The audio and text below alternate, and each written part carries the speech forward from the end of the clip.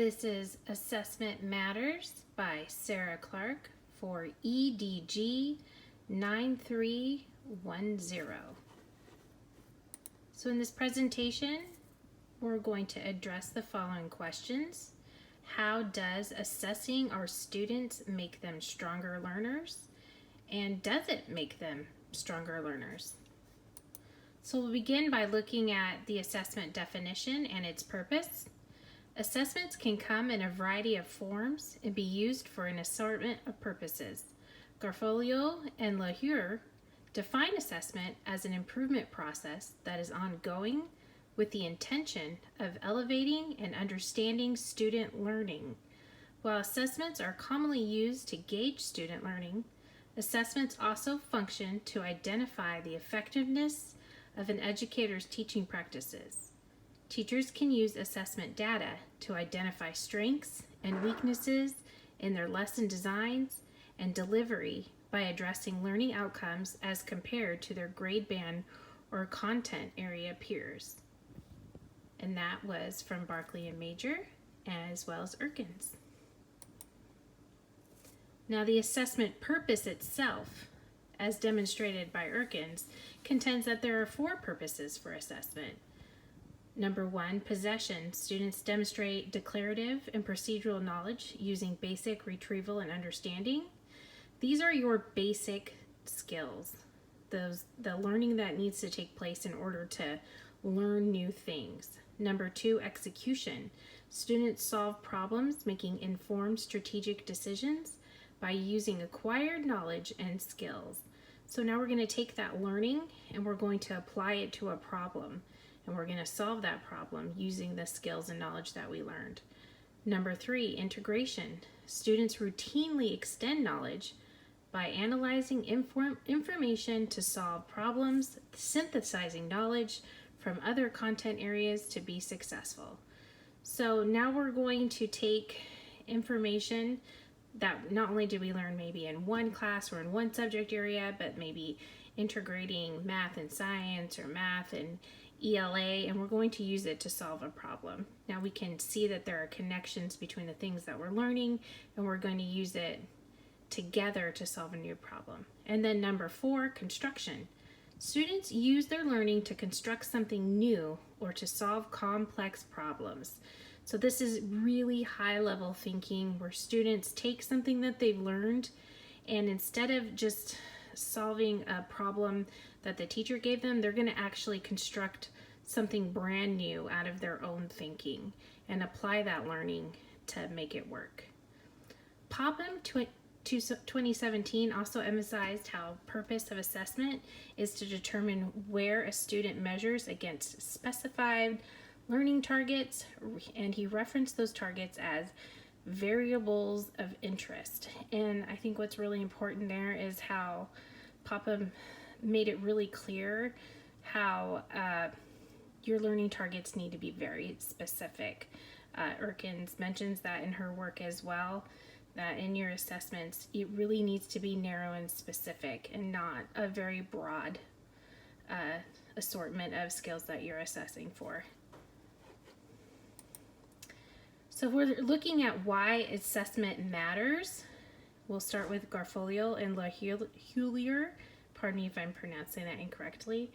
And so one of their strong points for why assessment matters is actually in the process of evaluating teaching itself. So they discuss how teachers should be asking themselves, did these students actually learn what we wanted them to learn? Is this what we intended them to learn? And then asking yourself as an instructor, what do I need to do to improve student learning? What did I do right? What did I do wrong? Did someone else in my grade band or my content area team, did they maybe teach it better? What can I do to improve student outcomes? Barkley and Major, when they were looking at why assessment matters, they had several points that they looked at. For instance, what do students actually know? Was the instruction itself effective? You'll find that there's a lot of repeated concentrations in these. Several authors were thinking the same thing. What did our students actually learn? Was my teaching effective? But what's really interesting with Barkley and Major is they also wanted to evaluate the classroom climate itself. And so when we're talking about climate, we're not talking about, was it warm, although certainly temperature and the comfort of our students is important, but they were talking about, is this a suitable learning environment? Is it positive? Is it engaging? Does the teacher encourage creative thinking and provide opportunities for higher order thinking and support students who are struggling? They also looked at providing learners with feedback, and this is extremely important in the assessment process also. So if a student does well, they need to know they did well.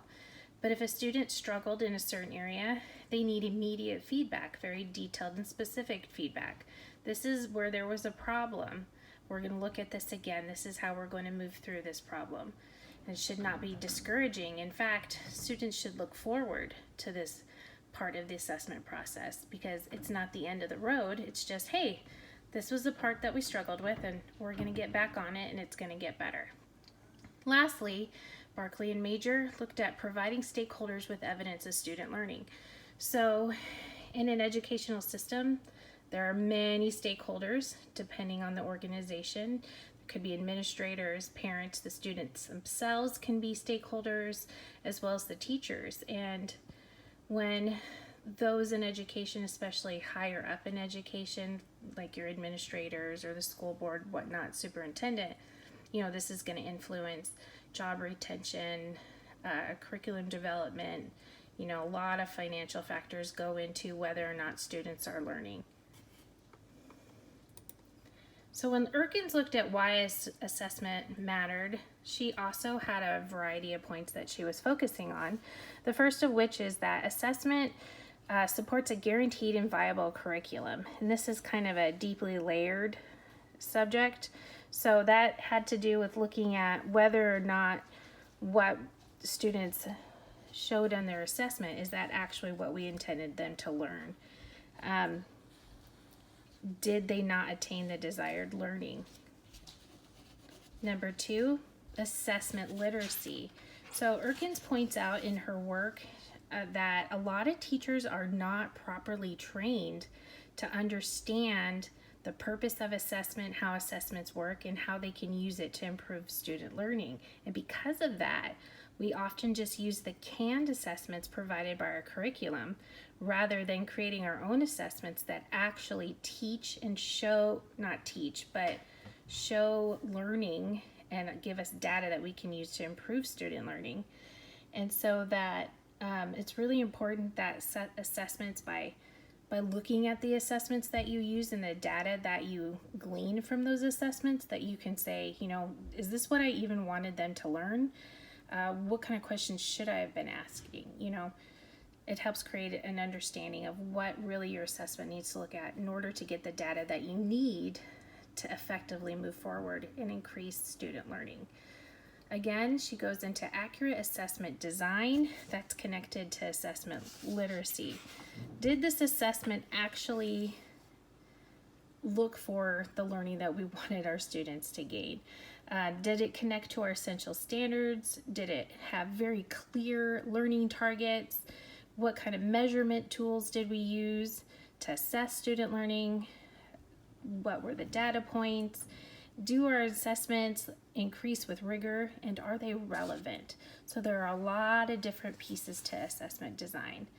She also looked at effective data use. So as we were discussing before, if you're going to assess a student, it should be for more than just, hey, I need to put a final grade in the grade book. Show me what you know. What are you going to actually do with the data? So the student missed half of their test. Half of the test had incorrect answers. What are you going to do about it? What are you going to do with these scores? What are you going to do if they have 97% correct? What happens with that student then? So you need to use that data appropriately to respond. And that could be in targeted interventions or targeted extensions.